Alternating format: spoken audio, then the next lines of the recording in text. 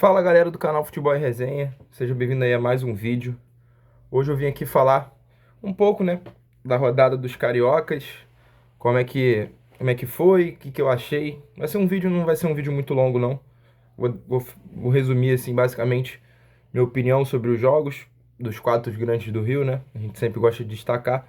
E como hoje não vai dar para fazer live, devido também a galera tá viajando, eu também nem tô em casa. Então, resolvi fazer um vídeo aqui também pra falar um pouquinho, né? Não deixar sem conteúdo do canal e dar minha opinião, né? Tudo que eu achei dos jogos de terça, né? Que foi o do Vasco, e os dos jogos de ontem, que foi o do Fluminense e do Botafogo. E o jogo do Flamengo, né? Que fechou a rodada dos cariocas. Mas antes de qualquer coisa, vou pedir pro diretor puxar a vinheta.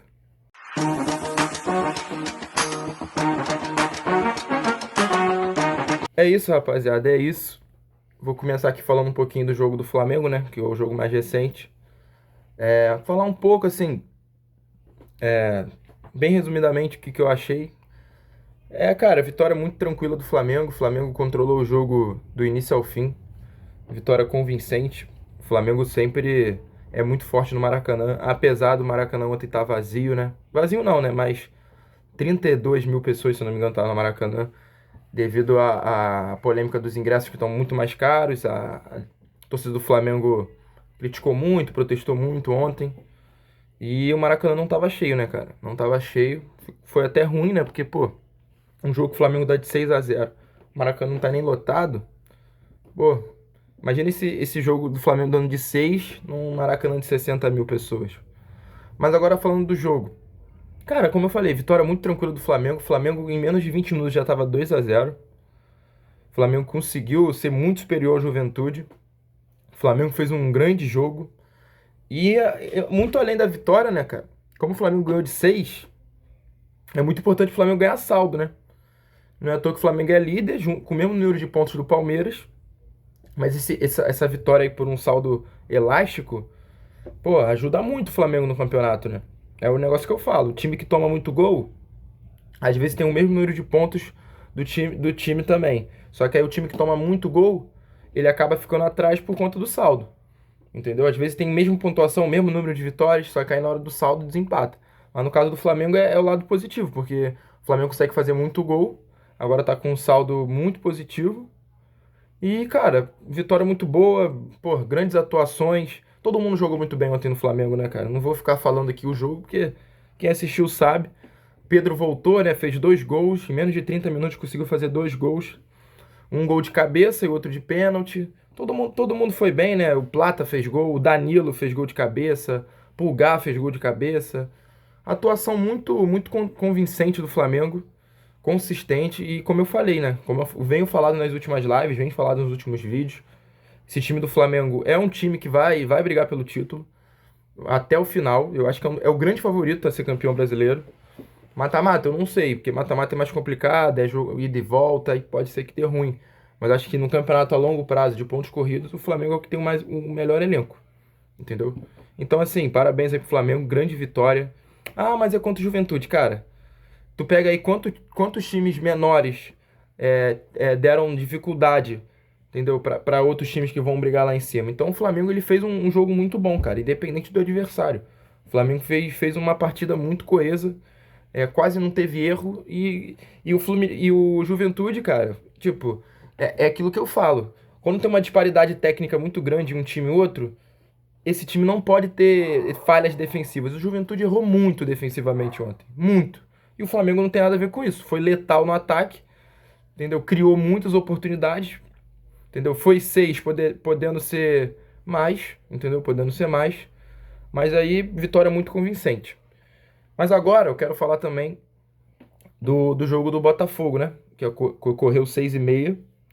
Cara, pra mim foi o melhor jogo que eu vi na rodada, sendo bem sincero, por dois aspectos. Pelo Botafogo ter criado bastante chances, o Botafogo criou bastante chance, só que ao mesmo tempo o Botafogo não marcou bem, entendeu? O Botafogo não marcou bem. Então eu acho que o 2-2 foi um placar bem justo, porque o Botafogo não conseguiu marcar bem. O primeiro tempo eu achei o São Paulo melhor. Acho que o Botafogo não criou tantas chances no primeiro tempo. o São Paulo conseguiu controlar um pouco mais a partida, conseguiu cuidar bem da bola e acabou o jogo empatado, né? O São Paulo tinha feito um gol, um golaço, né, do Ferreirinha, que depois que o Neto foi zoar ele não para de fazer gol. E depois um golaço do Savarino, né? Um golaço do Savarino. Mas assim, o primeiro tempo do Botafogo foi muito ruim, cara. Muito ruim. Péssima atuação do Marlon Freitas. Péssima atuação do Marlon Freitas. O Savarino, apesar de ter feito golaço, eu não gostei muito.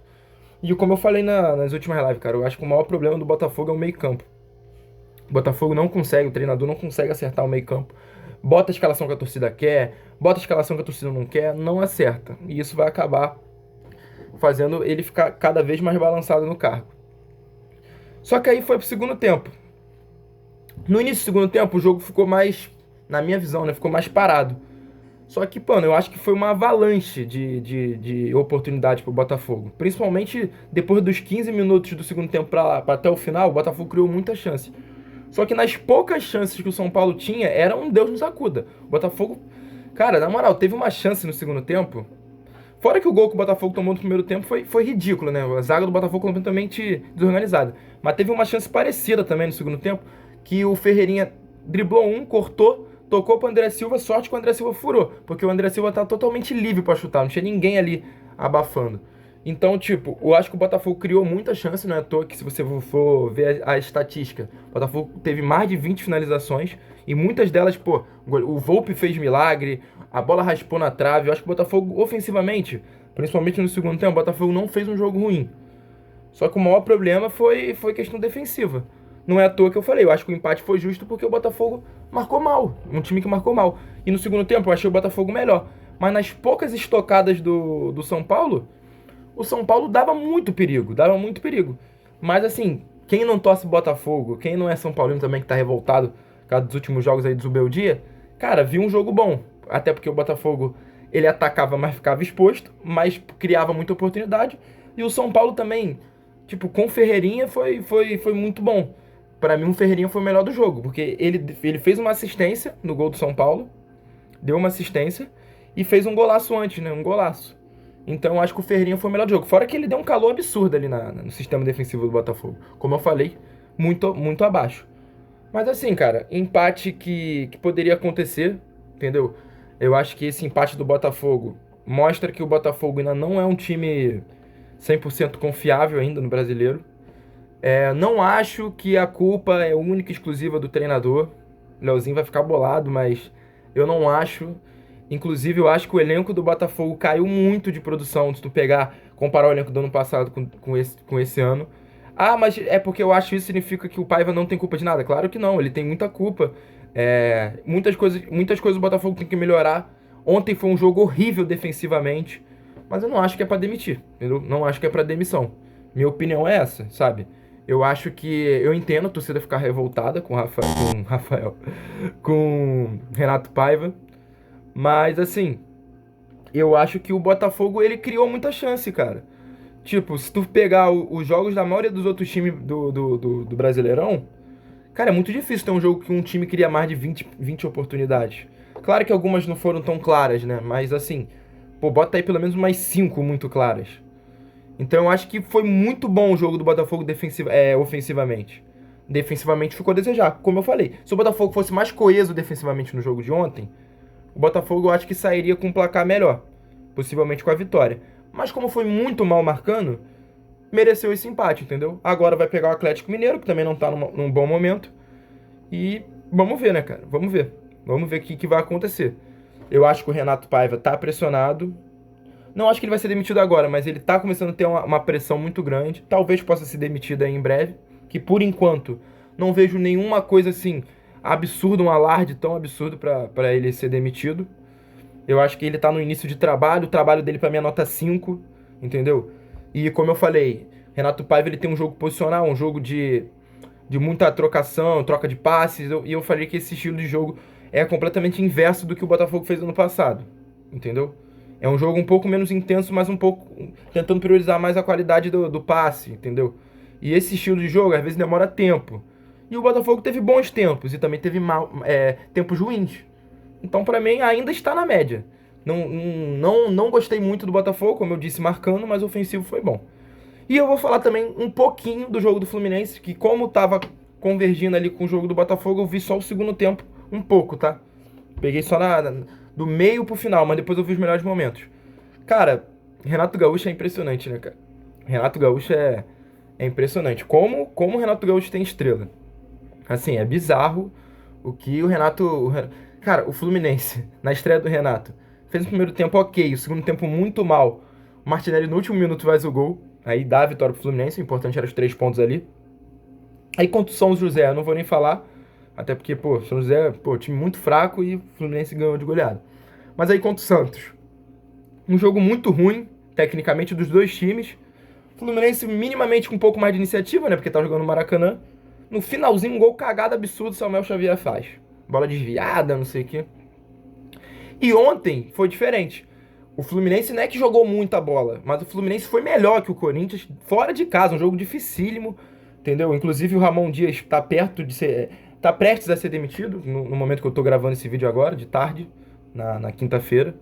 Mas assim, uma vitória boa do Fluminense. O Fluminense foi muito coeso, foi um time muito, tipo assim, maduro dentro do jogo.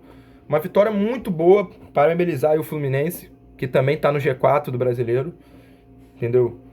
E assim, golaço do René, bateu com a canhota ainda, teve chance nenhuma, Matheus Donelli. E assim, pô, como eu falei pro Marquinhos, ele nem entendeu na vez na partida contra o Bragantino. O Renato, ele tem estrela, mano. O Renato, ele tem estrela. De repente, se viesse outro técnico no lugar do Renato, talvez essas 4 vitórias seguidas poderia ser 2, 3. Porque se tu for ver o jogo em si, tirando esse agora do Corinthians, eu acho que foi até o melhor jogo. Porque, pô, tu vai pegar um Corinthians fora de casa. Fluminense é difícil ganhar do Corinthians fora. Jogar da autoridade que foi. Entendeu? Jogar com a tranquilidade que o Fluminense teve.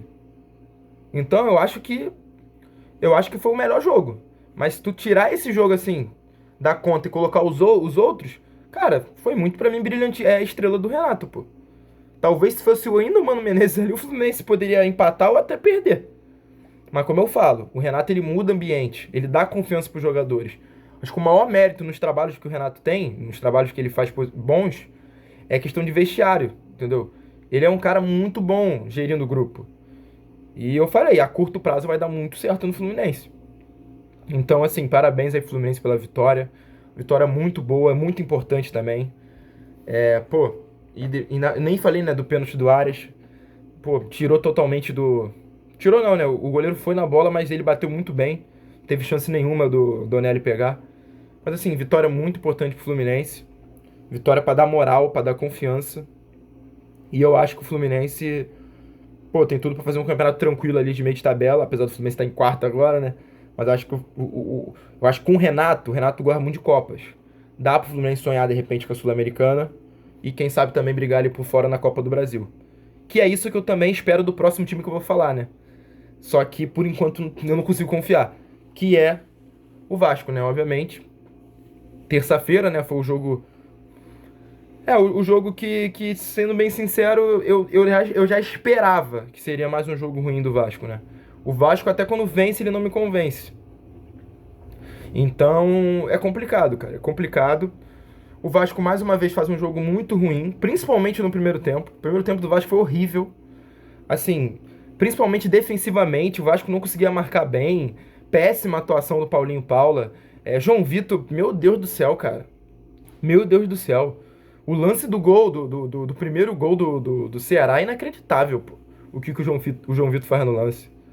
Entendeu? E pra variar, o Vasco ainda toma 2 gols do Pedro Raul.